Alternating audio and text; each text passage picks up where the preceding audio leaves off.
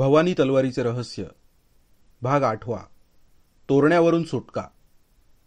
आईसाहेब रात्री जाग्या झाल्या. तिसरी समई पेटत होती, म्हणजे मध्यरात्र झाली होती. बाहेरून आरोळ्या ऐकू येत होत्या आणि संकटाची तुतारी वाजवली गेली होती. सेविका घाईघाईत आत आली. म्हणाली, किल्ल्यावर हल्ला झालाय राणीसाहेब. हल्ला? आणि आम्हाला ह्याची काहीच खबर कशी नाही? ते ठाऊक नाही राणीसाहेब. दुर्गप्रमुख स्वतः चकित वाटत होते, सेविका बोलली. तिच्या चेहऱ्यावर भीती स्पष्ट दिसत होती. आईसाहेबांनी उठून आपलं वस्त्र सावरलं आणि शाल अंगावर टाकली आणि सेविकेला बरोबर येण्याची खूण केली. बाहेर सरदार, हंबीर आणि दोघे सैनिक उपस्थित होते. आईसाहेब बाहेर येताच त्यांनी मागोमाग चालायला सुरुवात केली. हंबीर मात्र स्वतः पुढे गेले. किल्ल्याच्या मधोमध दुर्गप्रमुख सैनिकांना सूचना देत होते. सेवक लोक मशाली पेटवून पळत होते. उकळतं तेल खाली फेकण्यासाठी तापवलं जात होतं आणि बाण हवेतून उडत होते. बाहेरून धूर हवेत पसरत होता, जेणेकरून बाहेर गवताला आग लावली असावी असा अंदाज होता. किल्ल्याच्या दरवाजावर मोठे आघात होत होते. दुर्गप्रमुखांनी आईसाहेबांना विचारलं आणि ते तातडीने त्यांच्या जवळ आले. आदिलशहाच्या ध्वजाखाली काही सैनिकांनी किल्ल्यावर हल्ला केला आहे. सैनिकांची संख्या जास्त नाही, पण बहुतेक आणखीन मोठं सैन्य मागोमाग येत असावं. किल्ला जास्त वेळ ठेवणं त्यानंतर शक्य होणार नाही.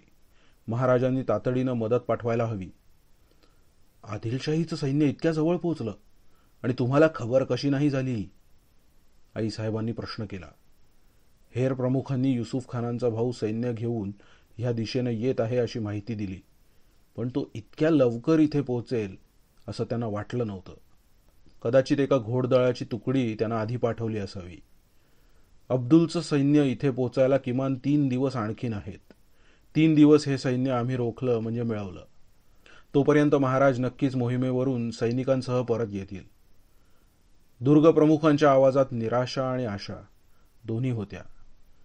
हंबीरराव, तुम्ही युद्धात भाग घेणार नाहीत का? आईसाहेबांनी थोड्या मिश्किलपणेच विचारलं. नाही, जोपर्यंत तुमची सुरक्षा युद्धाचा भाग होत नाही तोपर्यंत नाही. आईसाहेब, क्षमा करा, पण एक गोष्ट बोलून दाखवू इच्छितो. दुर्गप्रमुखांनी आजूबाजूला पाहत आईसाहेबांना म्हटलं. बोला. आईसाहेबांनी अनुमती दिली. आपण या किल्ल्यावर आहात ही माहिती शत्रूला कदाचित आहे आणि आपण किल्ला सोडून जाऊ नये म्हणून कदाचित ही तुकडी आधी पाठवली गेली असावी. आपण शत्रूच्या हाती लागलात तर महाराजांना जास्त पर्याय उपलब्ध असणार नाहीत. सध्या संधी आहे आणि हंबीररावांसारखा योद्धा आपल्या सेवेस उपलब्ध आहे. आपण इथून निसटून जाऊ शकता. दुर्गप्रमुखाचे हे शब्द ऐकून आईसाहेब विचारात पडल्या. एका अटीवर, सेविका आणि भट दोघांना आमच्या बरोबर पाठवा. आईसाहेबांनी हंबीररावांकडे पाहिलं. मान्य आहे. चला, म्लेच्छांना छाटायची वेळ आली आहे. घोडे तयार करा. हंबीररावांनी आपल्या सैनिकांना आज्ञा केली. काही वेळात 6 स्वार आणि 3 घोडे आईसाहेब, सेविका आणि भट यांच्यासाठी तयार झाले. अतिविशेष लोकांना युद्धभूमीवरून दूर नेण्यासाठी कूर्मरचना नावाची एक विशेष रचना असते. ह्यात प्रचंड मोठी ढाल घेऊन सैनिक मुख्य व्यक्तीला मध्ये ठेवून वेगानं दूर जातात. तिरंदाज एका दुसऱ्या स्थानावरून शत्रू सैनिकांवर बाणांचा वर्षाव करतात. कूर्मरचनेची एक गैरसोय असते, ती म्हणजे ह्यात सैनिक जास्त वेगानं वाटचाल करू शकत नाहीत. तसेच एक सुद्धा सैनिक जर तालात चालला नाही तर सगळी रचना बिघडते. तेव्हा जास्त सैन्य उपलब्ध असते तेव्हा कूर्मरचनेच्या बाहेर ढाल आणि भालेदाराची चौकोनी रचना असते आणि त्याच्यामध्ये धनुर्धर असतात. पण सध्या इतके सैनिक उपलब्धच नव्हते. त्यामुळे फक्त साध्या कूर्मरचनेतच सर्वांना बाहेर पडायचं होतं. त्यासाठी आधी किल्ल्याचा दरवाजा उघडणं आवश्यक होतं आणि उघडल्यानंतर तो पुन्हा बंद करायला सुद्धा हवा होता. पण हंबीररावांना योजना पसंत पडलीच नाही.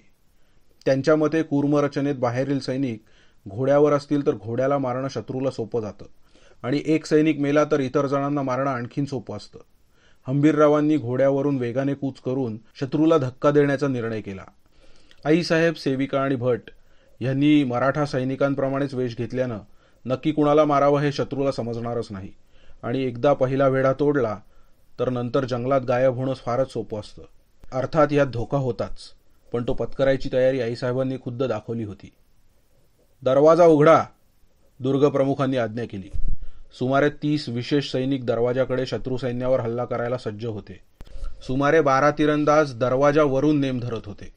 सुमारे 3 मिनिटांनी दरवाजा उघडला गेला. शत्रूला हे अपेक्षित नव्हतं.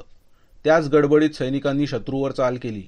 काही क्षणातच रक्ताचे सडे दरवाजावर उडाले.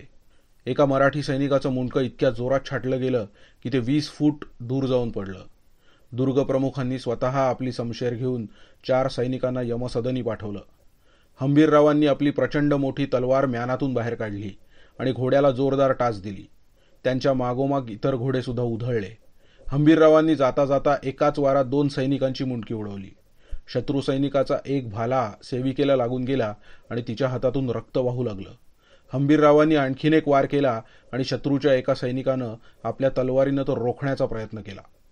हंबीररावांची शक्ती इतकी होती की त्या सैनिकाची तलवार आणि हात दोन्ही तुटून दूरवर जाऊन पडलं. आईसाहेबांनी युद्ध पाहिली होती, पण ह्या प्रकारे इतक्या वेगाने मुडदे पडताना त्यांनी कदाचित पाहिले नव्हते. एखाद्या देवमाशानं पाण्यातून उंच उडी घेऊन पुन्हा पाण्यात उडी मारावी, त्याप्रमाणे ही तुकडी शत्रू सैन्यावर उडी मारत होती. शत्रूला काय झालं हे कळण्याआधीच किल्ल्याचा दरवाजा पुन्हा बंद केला गेला आणि ही तुकडी दूर जाऊन पोचली होती. शत्रूकडे अनेक घोडेस्वार होते आणि त्यांनी या तुकडीचा पाठलाग सुरू केला. हंबीररावांनी आईसाहेब आणि सेविकेच्या घोड्याला पुढे जाऊ दिलं. जंगलातून घोडे प्रचंड वेगाने पळत होते. किमान 100 इतर स्वार मागे येत होते. हंबीररावांनी आपल्या सैनिकांना इशारा केला आणि आपला घोडा दुसऱ्या दिशेनं फिरवला. परत फिरून त्यांनी 3 स्वारांना ठार केलं. ते पाहून आणखी काही स्वार त्यांच्या दिशेनं चालून आले, तर हंबीररावांनी मुख्य तुकडीपासून त्यांना दूर नेलं. आधीच्या योजनेप्रमाणे 2 कुस दूर असलेल्या रावणघळीत त्यांना पोचायचं होतं. रावणघळीत एक गुप्त गुहा होती. ती आदिलशहाच्या सैनिकांना ठाऊक असणं मुश्किल होतं. हंबीररावांनी किमान 40 सैनिकांना आपल्या बाजूनं नेलं होतं. त्यांना जंगलाचा एक कोपरा ठाऊक होता. ते ज्या वाटेने निघाले त्या वाटेने फक्त एकच घोडा एकावेळी जाऊ शकत होता आणि अशा प्रकारे शत्रूला खिंडीत सापडवत त्यांनी 16 स्वारांचा खात्मा केला. हंबीररावांनी आता पुन्हा इतर तुकडींच्या मागे घोडा वळवला. ते जवळ पोचले होतेच की त्यांना लक्षात आलं की शत्रूनं त्यांना 4ही बाजूनं घेरलं आहे. आपला शेवट जवळ आहे हे त्यांच्या लक्षात आलं. आपली तलवार त्यांनी पुन्हा उंचावली आणि जो स्वार जवळ आला त्याला त्यांनी छाटायला सुरुवात केली. इतक्यात कुठून तरी अनेक तीर सरसरत आले आणि शत्रूचे स्वार धडधडत कोसळत गेले. इतके सैनिक पडलेले पाहून इतर स्वार दुरूनच पळून गेले. हंबीरराव थकूनच घोड्यावरून खाली कोसळले. एक शत्रू सैनिक जखमी होता, पण रांगत रांगत आला आणि त्याने आपला खंजीर कोसळलेल्या हंबीररावांच्या गळ्यात घुसवण्याचा प्रयत्न केला. त्या अवस्थेत सुद्धा हंबीररावांनी त्याचा हात वरचेवर पकडला आणि एखादी फांदी मोडावी तसा मनगटातच मोडून टाकला. दुरून आणखीन एक तीर आला आणि त्या सैनिकाच्या डोळ्यातच घुसला. हंबीरराव धडपडत उभे राहिले आणि झाडातून सुमारे 20 आदिवासी आणि हेर प्रमुख खंडोजी खाली उतरले. आईसाहेब, हंबीररावांनी प्रश्न केला. ठाऊक नाही, खंडोजी उत्तरले. त्यांना इथून जाताना पाहिलं होतं. त्यांच्या मागे जे गनीम होते त्यांना आम्ही मारलं. फक्त 6 शत्रू निसटलेत. आपले सैनिक त्यांना नक्कीच रोखतील, खंडोजींनी माहिती दिली. इतक्यात दुरूनच घोड्यांच्या टापांचा आवाज आला. खंडोजीच्या तिरंदाजांनी तात्काळ वेध घेतला, पण दुरूनच ते हंबीररावांचे रक्षक असल्याचं लक्षात आलं. रक्तानं जवळजवळ माखलेल्या सैनिकांच्या मागे पाहण्याचा प्रयत्न सर्वांनी केला. त्यांना फक्त भट दिसत होते. आईसाहेब आणि सेविका यांचा पत्ताच नव्हता. शंभू, आईसाहेब कुठे आहेत? हंबीरराव ओरडले. ठीक आहेत सरदार, शंभू घाबरत घाबरत बोलला. पण काय? हंबीररावांनी विचारलं. त्यांनी आम्हाला तुरी दिली. आम्ही 6 सैनिकांना रोखत होतो, तर त्यांनी भट यांना मागे थांबायला सांगितलं आणि सेविकेसह त्या कुठेतरी नाहीशा झाल्या. आम्हाला शोधून सुद्धा सापडल्या नाहीत, शंभू सांगत होता. आईसाहेबांची सेविका साधीसुधी दासी नाहीये, ती माझी हेर आहे. युद्धकला, शिकार आणि ह्या जंगलाची संपूर्ण माहिती असलेली विशेष शिष्य आहे ती. नक्कीच त्यांचा काहीतरी बेत असेल.